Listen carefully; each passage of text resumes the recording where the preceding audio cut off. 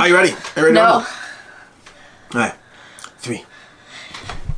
What you doing? I didn't understand what this was on me. Oh, it's just a and box. it's not on me. Just a box. Yeah. Hey, I'm Alex Radcliffe from Board Game Co. Hello, I'm Professor Meg. I like the pause there. The pause is like, I'm someone. So this is going to be top 10 worst games in Professor Meg's collection. This is an ongoing series I do that whenever I visit a content creator's house. We're in your house. Yes. How's it going? Yes. This is your background. This is my game room, and now Alex is here. Yeah. This is her. If you haven't checked out her channel, I'll throw a link down below. You can check that out. But this is the thing I like to do, and whenever I visit a content creator, I've done it with Chris George, I've done it with Women Board, I've done it with Quackalope, done it with Board Game Coffee. I will continue to do this as long as people keep letting me into their houses, which means soon enough people will stop letting me into their houses. Yeah, after this video, they might not let you in their house. This is top 10 worst games in Professor Meg's collection. Now, I always give disclaimers here. These disclaimers are very important because inevitably there'll be 14 people who don't see the disclaimers or miss them and don't understand what I'm doing here. Can I give my first disclaimer first? Yes, please do. I don't get rid of games. I think this may be something you were gonna say, but I don't get rid of our call games. I don't know what he's gonna call me out on, but I don't get rid of anything, so. In other words, you might agree with me. Disclaimer. Yeah. My disclaimers are a little different. These are top 10 worst games in Professor Meg's collection. The first caveat I tend to give is most of the time they're good games. They are good games. I don't pick things that are, I guess the way I'd put it is, if it's something you wouldn't have even heard of or cared about, I already don't pick it. So off the bat, the ones that are probably the worst games, I just don't bother selecting them. I don't care enough. The second disclaimer is usually content creators have a decent amount of taste, which means I'm usually trying to find things that are, well, good anyways. Just a question of how good. And then the third disclaimer I give is I don't pick things, or I try not to pick things that I've already picked in other videos in this series. So for example, Lord of the Rings, Journeys to Middle-earth, I didn't like that game at all, but you're safe. You're safe in that. We had another one, I don't remember, there were like a few games that I have a different question. Can I interrupt you? Yeah, by all means. Have you ever done the top 10 of someone's collection, of someone else's collection? That's much less fun. Okay. I could do it. Do you want to do that next? We can do that next. I was just curious. I could pick the 10 favorite games in your collection easily. Easily. Okay, well then We'll it's do it not that later. interesting. What do you mean it's not that interesting? It's very interesting. I don't know who they are yet. I'd have to go look. I'll go find them. It's more positive. It's a more positive spin. Anyway, so with those disclaimers aside, that long, lengthy everything out of the way, and then of course Meg's disclaimer that I may pick things that she hasn't played. That's a possibility, which means she may not. Like I don't pick things that are in shrink, but I do pick things that are not in shrink and may still not be played. And then also the fact that she might be like, yeah, it's the worst, but I'm keeping it. Yeah. With that out of the way, let's go ahead and start this off with the number 1 game, and these are ranked semi in order, the least emphatic that I'll be compared to the most emphatic that I'll be, but starting off the bat with the least emphatic I'll be because it's the only one I haven't actually played. Let's see. Forbidden Sky. Oh, okay. Do you like it? I haven't played it. Oh, come on, this is such a... Okay, what can we pick as an extra? I'm worried about this deck. I haven't played this one. I got it for clearance at Target and never played it yet. But you de-shrinked it. Yes. So the reason I picked this one, for context, is a game I haven't picked, a game that she won't defend at all, so it's kind of like, okay, I guess we'll go with Journeys to Middle-earth after all. But this is Forbidden Sky, and no one talks about Forbidden Sky after it was released. This is the third in the trilogy of Forbidden Island, Forbidden Desert, and Forbidden Sky. Have you played any of those? No. No? No, that's why I picked this one up on clearance at Target, and I think it's de-shrinked because we went to play it once and I never actually played, but it's 60 minutes. Maybe we could try to play it. I mean, I'm not averse to trying to knock it out for the sake of being able to further back up this actual video, but Forbidden Island is a classic that's been around for a long time. Great cooperative game. It's Pandemic Light. You don't like Pandemic. You don't like Forbidden Island. I don't dislike Pandemic. It just doesn't excite me. But you're still going to keep it. Yeah. And then Forbidden Desert is amazing. I think Forbidden Desert is the best in the series from the ones I played, which is Forbidden Island, Forbidden Desert, and I think it rivals Pandemic as being such a clever, interesting game. And Forbidden Sky kind of launched, and then people were like, it's gimmicky, and it's okay, and no one really talks about it. And so I felt comfortable bringing it to this video, and whoever wants to defend it, because it won't be Meg, by all means, let us know, because that's Forbidden Sky. Well, that's one out of the way. I know she's played a few of these. I know that for sure. You can move it. It's blocking your face to drop. There, yeah, this is gonna... We'll stack them eventually. It might mess with the focus, but we'll figure it out. Number 2. If you want to off-frame, I can do that. Yeah, let's go with off-frame for now. Number 2 is one that I actually like. I like it a lot. Like a lot. Good. But it is too long for the experience it gives. And I'm almost more... It's not the worst game. It's far from it. But I'm almost more frustrated by it because of the fact that I really like it and it's just too long. Okay. You may not have played it. You probably haven't played it. Lizard Wizard. I have not played this one either. So this one... I think she's played the rest. I don't know. This one was recently given, that it was a friend's. They were getting rid of it, so I took it for free. So I recently got it. I want to say maybe like 2 months ago. It's a good game. You should play it. But yeah, I think it's my flavor that it looks. It looks beautiful. Yeah. So Lizard Wizard from Forbidden Games is a really, really solid game that I really, really like, and that I also don't play anymore because it's too long for the experience it gives. It feels like it should be a 90-minute long game, and it often runs to 2.5 hours plus, sometimes longer even, especially if you're playing with slow players. I really like it. Have you played Raccoon Tycoon? No.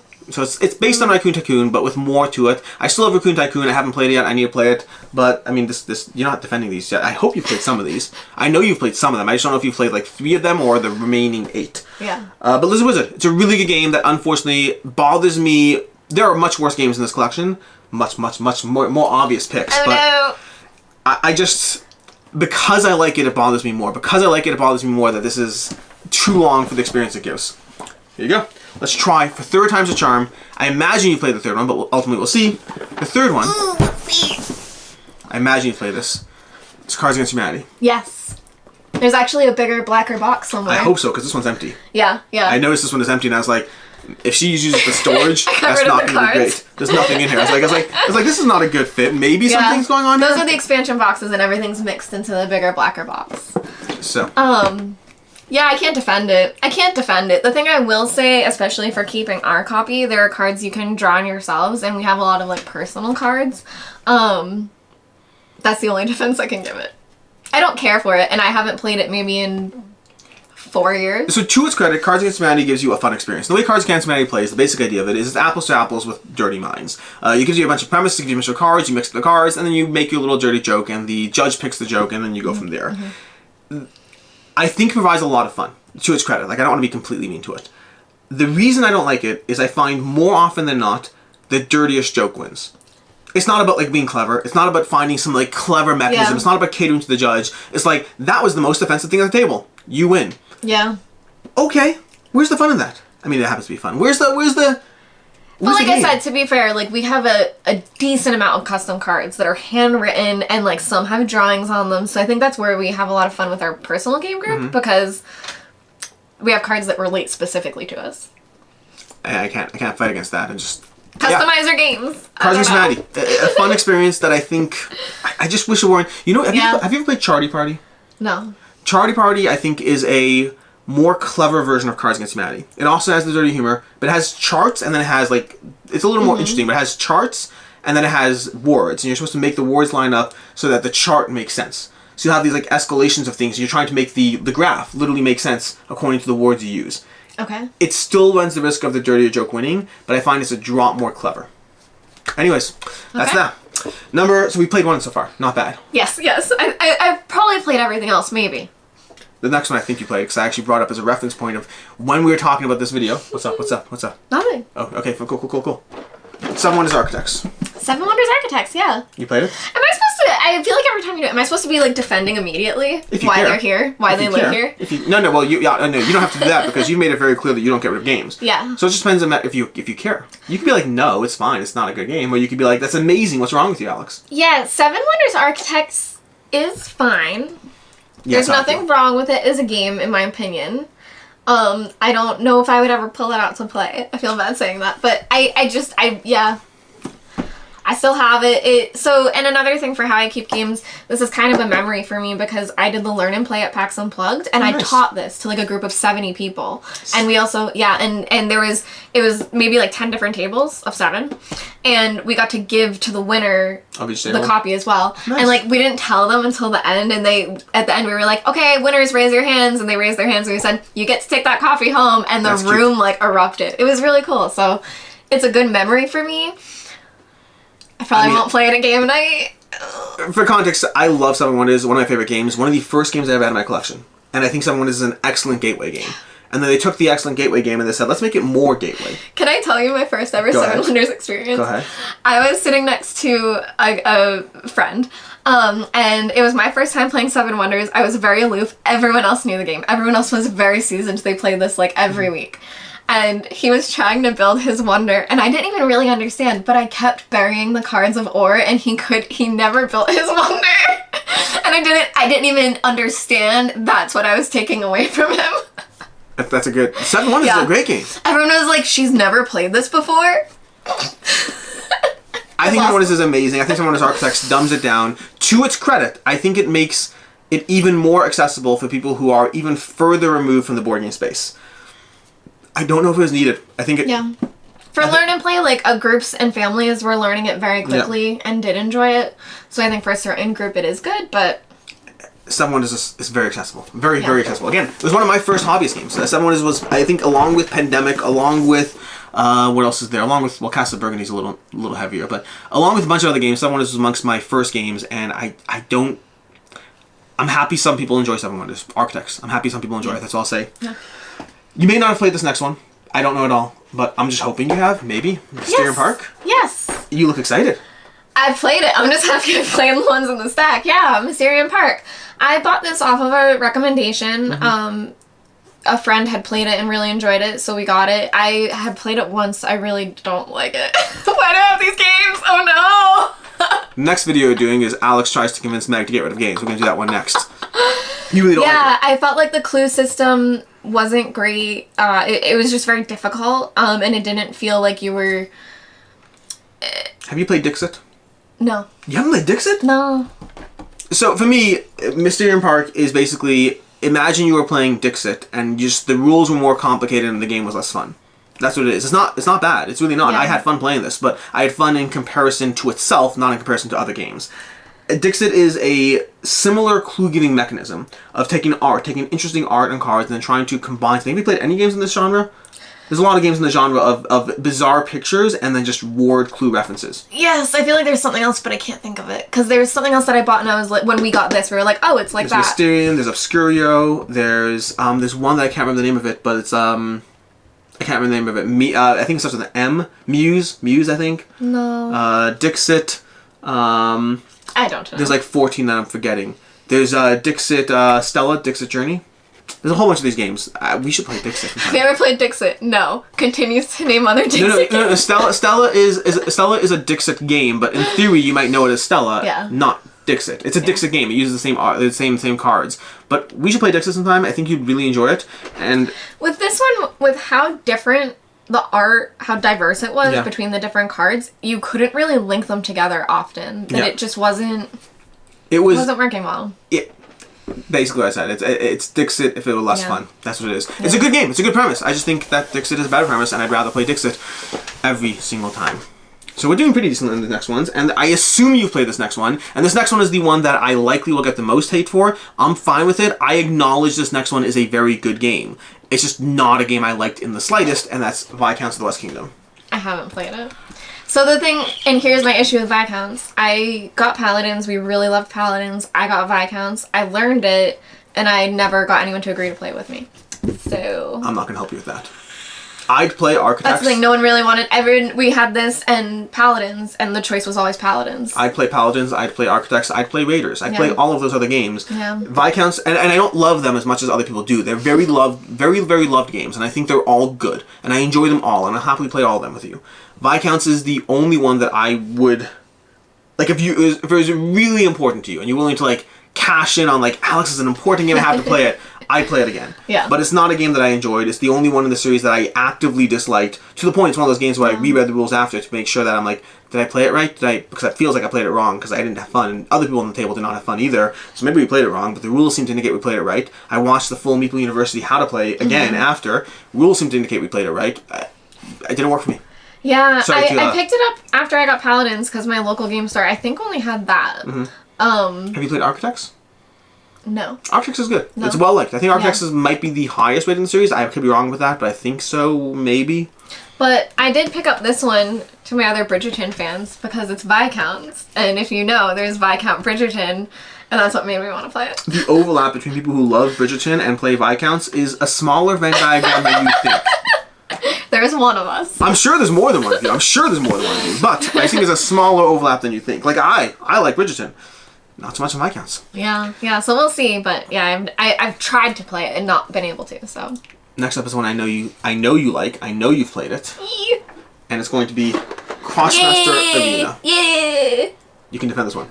Maybe. I love Krosmaster. It's go. very fun. The miniatures are fantastic. The miniatures are amazing. The production quality between like the swag that you can get of the game. If you can see up there, that's a playmat for it that I got a neoprene mat. I can see the mat, and I can see all these. There's tons of behind. Yeah, Alex only grabbed. This is a expansion box, so this is actually the freakest. Yes. Because the other ones are all out of screen, on camera, and they look amazing. I have a carrying case. That's a suitcase that when you open it up, all the miniatures are inside. Are you going to defend the gameplay or just the miniatures? Because the miniatures, I'm with you. Some of the best production quality I've ever seen in a game. So, a few things I'll say. Same artist as Zombicide, actually, I believe. I believe it's the same artist in some way, maybe. Maybe. I think. Gatan, I think. Let's see. You keep going. I enjoy the gameplay. One of the things that and again, I guess I haven't played this one in maybe 2 years. So it has been a while, but I played it a lot when I first got it. As you can tell, I have all the things. I really like the point system where you have a team of, I think you have like 10 or 12 points that you can spend, and then you can do that with heroes that you can have like Edward two... designer. Same as Zombicide. Sorry, go ahead. There you go. You can have 2 very strong people on your team, or you can have a team of like 5 weaker people. Okay. That I really like the customization. So I think I was a TCG card player, and this was one of the first board games I really got into because you could buy the expansion packs, you could buy blind boxes, that they had blind boxes for the minis. So I guess more than a game, there was the whole collection aspect. And I really liked like getting the blind boxes, getting new minis, trying those in your groups, system, whatever they were. Yeah, so I really liked that. I mean, so some aspects of that I can't disagree with. And for context, I played this back when I first got into games, so maybe my first or second year in games. It was very early on. It has one of the best production quality I've seen in a game system ever. Like, I love this so much. This belongs in my collection. Come on. If your stance is collecting it, yes, the miniatures are absolutely amazing. The miniatures all come pre-painted. To date, if you had to ask me for what is the best pre-painted miniatures out there in board games, it likely is Krosmaster. Likely. Yeah. And the sheer amount they had, like, I almost want to get all the stuff right now just for the miniatures. Just my kids. Let me show you Goldhard. He's my favorite. Like what she's saying over here. This is Goldhard. Yep, back behind. There we go. Oh, your face. Hide your face. Put the box over your face. There we go. That's Goldhard. He's awesome. Yeah. They look amazing. They look insane. You're like a giant person as well. I'm not even sure if it's from this game or not. That's a D&D. Oh. I mean, do we want to show the class? Let's show this. Just show this. This is Az. He's a stuffed one from Krosmaster. But this is what Alex was looking at, which is a D&D figure. She's also beautiful. She is a frost giant? Yeah, not the same game in the slightest. Remotely. Anyways, yeah, Krosmaster. And my problem with it is I felt like show and tell. I think the production quality is absolutely insane. I think the gameplay was a uninspired skirmish game with amazing terrain and combat back and forth that felt tedious. Now I didn't go through the deck building aspect or the building a character team. I just played with pre-classes and I was bored. Well, the other thing I'd like to bring up, so there is the collection aspect and like the blind boxes. There's also competitive play. That they had a competitive play scene. So I think that the gameplay probably got a lot more complex than what you experienced. I only tried the base game. game. Yeah. The base game was not enough to compel me to dive further into it. Maybe it's the best game ever. I Lord knows I wanted to like it because, I mean, I wish I could... Pass me the miniature. I want to see the miniature. I'm sorry. I'm just going to look at the miniature because these things are insane. These are really, really solid miniatures. Oh, you okay? Yeah. Okay. We got, like, this guy. Like, you showed him this over that? Over this? Goldhard's my favorite because he's in the... So, Krosmaster is based off of a Netflix show called Wakfu, which is very great, and you guys should also watch that. I forget his name, but he's a bad guy in it. He plays Gabol Wall. Yeah. So there's a cartoon, and you guys can watch that, and Goldhard I like a lot because of the character as well. Yeah, very, very cool. I think this is Dally once he goes bad with his sword. Did you already show this one? Yeah, no, I did Well, not. he deserves You're good. Oh, okay, good. Anyways, that's Krosmaster. The best production quality on the table. Best production quality. Next up is one that I know you've played. Honestly. I know you've played, and I know it's one of the few we've discussed here. I got Krosmasters so we can talk about it. It's so fun. Something you can defend. Well, this next one, you have defended this next one to me before. Yes. I don't know how vigorously you're going to defend it on camera, but you have defended it before, and that's Fog of Love. Fog of Love. Which I hate. Despise it. Okay. How do you feel about it? How many times have you played it? Once, please. Okay. I mean, these are the worst games in your collection. I try to play... Is there anything I played more than once? 1 second. I've played... Krosmaster, maybe? I've played, no, so 7 Wonders Architects I played a few times. That's quick and easy to knock out. Mysterium Park I played twice because at the table people wanted to give it a second time, and I was like, let's go for it. Lizard Wizard? Lizard Wizard I played multiple times. That's the one I played the most, but that's also because it's my favorite one. It's too long for what it is. Like, I probably played Lizard Wizard like maybe 4 or 5 times, and every time I'm like, I'll get faster next time, and it didn't. Cards Against Humanity I've played, honestly, I'm really hurting my point here. Most of these games that are the worst games in our collection I've played multiple times, apparently. So, there's that. So, Fog of Love, before we get into the game, because I think that's what we'll talk about more. Krosmaster I played more than once. Really, I'm hurting my point here. No. We should play Krosmaster. I can make up for it. Forbidden Sky I played 0 times. So first things first, Fog of Love, the production quality, again, is great. Is it? It slides out through here. There are poker chips for your... What? Isn't this the Kickstarter version? I got all versions This of is retail version. This is retail? Yep. Now, this is recently picked up by Floodgate, I believe. This is not the Floodgate version, is it? I don't think so. I think this was right before that. Okay. But so, like, you have these little tokens, but they come in, like, little things for you. And then these are poker chips. And you even have, like, these little things for your cards. So it does, like, it's pretty good for what it is. Krosmaster is taking the cake here.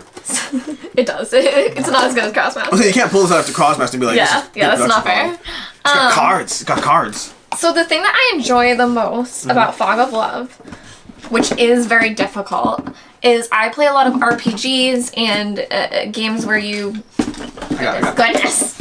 I think it goes the other way, maybe. The issue is the rulebook's annoying. Okay.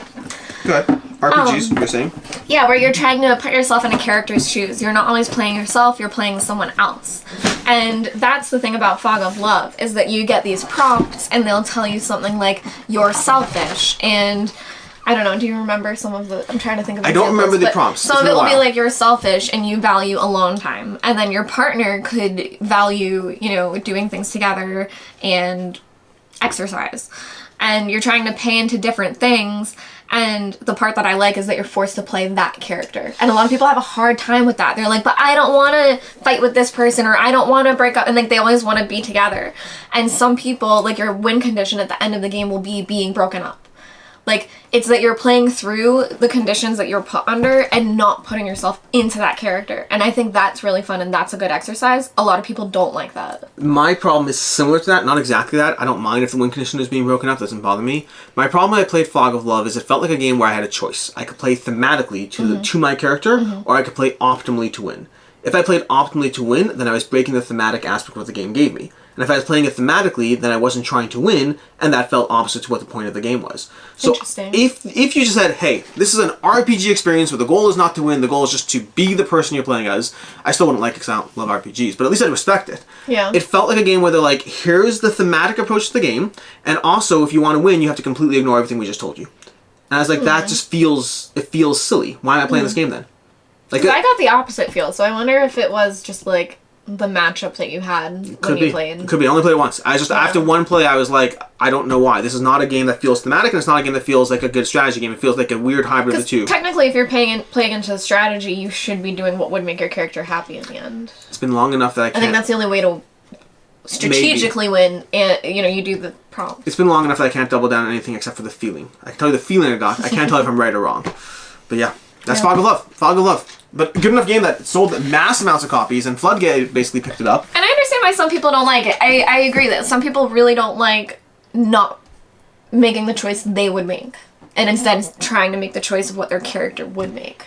Number 2 is the largest game on this table. The largest one. I don't know if you've played it. I hope you have. It's Fireball Island. Yay! You played this? Yeah! I love Fireball Island. It's super fun. I've played this the most out of this whole stack besides Krosmaster. Honestly, so have I. But do you know why?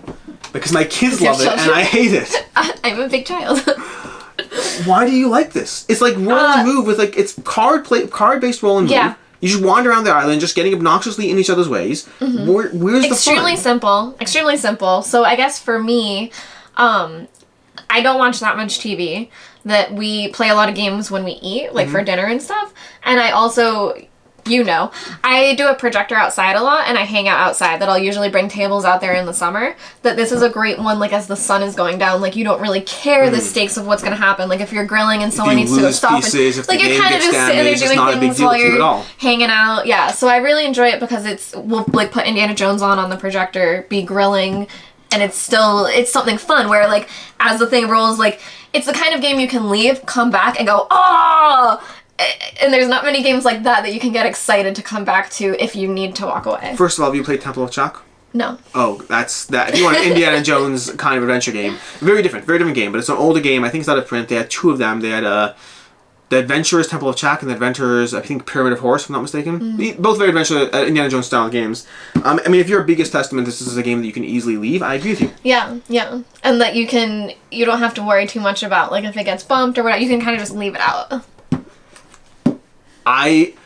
To be fair to the game, I have played this game far more times than I should because my kids like it, and that means that I might have more resentment towards it than is fair. I think it is a accessible game with a high table presence, and that might be a lot of fun for a lot of people. I don't find it compelling. So do you want to know something really fun about this one? Sure. There's a Reddit Gloomhaven scenario where you use your Gloomhaven miniatures, but the mechanic of the volcano still going off happens, and it can like knock your miniatures. And, do you play your Gloomhaven cards? Yeah, and you spawn the enemies on the spots instead. That actually sounds compelling. Yeah. Maybe one day. Yeah. That would be fun. Anyways, number one. This is a fun one. Number one's a fun one because when I was here yesterday, part of my process for doing the 10 worst games in the collection is wandering around and looking at the games and trying to pick ones that I think are played. Like another caveat I didn't give is lots of games here are hidden behind other games. I didn't go for those as much. I went for ones that look like they're potentially seeing more play. And I picked one of these off the shelf before I had ever played it. I had never played this game. And I picked it off the shelf. And then later that night, you guys were like, let's play this game. And I was like, this should be fun. And number one is Codenames Marvel. Oh, yeah. And if you're like, why, Alex? I thought you loved Codenames, and why would you pick Codenames Marvel if you never played that one at all? And the answer is because I hadn't played Codenames Marvel, but I don't remember which one I've played for sure. I believe I played Codenames Harry Potter. I know I played one of the offshoots ones. There's a whole bunch. Or maybe Codenames Disney. Maybe Disney. There's a Codenames Harry Potter, right? I'm not sure. I know there's a Disney one. I know I played one of the Codenames offshoots that involved thematic cards and whatnot. And speaking for myself, I found it took the Codenames experience, which I love. The Codenames experience was amazing. And I found it devolved it into a harder degree of linkage between things that is not as intuitive and feels like they took a great game and made it decent in order to sell an IP. Well, let's open this bad boy up because I don't disagree. There are some things about this game that I don't love. Now, the thing I will disclaimer, I've read a ton of Marvel comics. And when we played, we had Roberto over, who is also a very big Marvel fan. So for the two of us, we decided we could not be on a team. That if you're a very big Marvel fan, or if you have a group of Marvel fans, it can be really fun and engaging because you can tie things together like by saying wars and meaning secret wars or something like that. So that's really fun. But if you're playing with people that aren't as familiar, it can be very difficult. But the reason I open it up is this is one of the ones where there's a picture on one side. And then see, this was J. Jonah Jameson. So they give you the word on one side so you can play with those. But the first two times I played, we played with the pictures on. Which do you prefer? Which was very difficult. I prefer playing with Marvel fans. No. Would you prefer pictures or words? I think pictures. Okay. I think I preferred pictures with Marvel fans specifically because you can really tie things together. I think if that's not the case, I agree it's not really fun. I don't know. I don't know Marvel the way you and Roberta do. We did win for context, and my opinion of this. We kind of crushed it actually. We did. My opinion of this did not change after playing it. I had fun. To be very clear, I had fun. It was a good time. Yeah. I just think it is subpar compared to the Codenames experience, and it's subpar for the sake of selling an IP. Two, I think. Yeah, that's true. That's the problem. That's true. It doesn't. It almost seems more like this was already made for Marvel fans, not as an entry to the Marvel fandom or anything like that. And I think you might watch the Marvel movies and think it's good enough, and you might be completely out of your league. The degree of knowledge to actually treat this as a better experience than Codenames, or an experience that is improved upon by the IP, I think you have to be a hardcore into that. And I don't think Codenames on the shelf of Target is necessarily selling that, especially nowadays with Marvel being so prevalent. Especially with them using some of like the proper names. Like for example, when we played, one of them was Malekith. Do you know who Malekith is? No, I don't. So is it the Red Skull? Let us know in the comments below if you know who Malekith is. I don't know who Malekith is. I got nothing. Yeah. And there was another one. Malekith is actually played by the Doctor that was before David Tennant. Really? Yeah. Interesting. Yeah. Wait, played by what? In what movie? Thor: The Dark World. Malekith in Thor: The Dark World? Mm-hmm. The one before David Tennant is in Thor: The Dark World? David Eccleston, yeah. He's in Thor the Dark... I mean, Thor the Dark World is the worst Thor movie, so I'm happy I Yeah, forgot you may about it. not remember. I'm happy I blocked it out. But yeah, these are the 10 games. These are the 10 worst games in Professor Meg's collection that apparently most of these... Actually, I'm curious. From these games... One second. I've played... Okay, from these games, we have, going from the top, we have Forbidden Sky, which I've played 0 times. Lizard Wizard, which I've played, like, I don't know, 6 times. Seven Wonders Architects, which I've played, I think, 3 times. Mysterium Park, I've played twice. Viscounts, I've played once. Codenames Marvel, I think I played like 3 times. Fog of Love, played once. Fireball Island, played way too many times. And Krosmaster Arena, maybe 3 or 4 times, but a long time ago, I don't know for sure. And then Cards Against Humanity, which I've played like 3 or 4 times. So, I guess I've played most of these games more than once. But they're not bad. Like I said at the beginning, they're just the worst ones here, at least in my opinion. There's so many games I would swap this out for. Krosmaster Arena? Yeah. Which one? Tell me one. What's one of the worst games in your collection by your stance? Quacks of Quedlinburg. Burn that thing. Yeah. I'll never say it again. Yeah. Oh, Gardens of Ishtar. That was one that was safe. Yeah. I did that one on Jesse in the 10 worst games in Quacklo's collection, so it was safe here. Yeah. In any case, that's the video. That's the list. Let me know which one I'm the most wrong about, because that's part of the series. And I guess maybe we'll do top 10 games at some point in some way, maybe. Or just trying to get you to greater games. Yeah, your top 10 of my games. I think that's interesting of what you've played, but I guess you're right that it's probably going to be a very similar list. You have a lot of good games, and we also, like, I've seen your top 10 over on Jesse's. If you look at Quacklo, Professor Meg has her top 10 there. I know we overlap on a bunch of games that we like. Right. So it'll be fairly easy. Yeah. Then they're like finding 4 or 5 others, but we'll figure it out. In any case, until next time, I'm Alex Radcliffe from Board Game Co. I'm Professor Meg. Until next time, have a good one. Bye.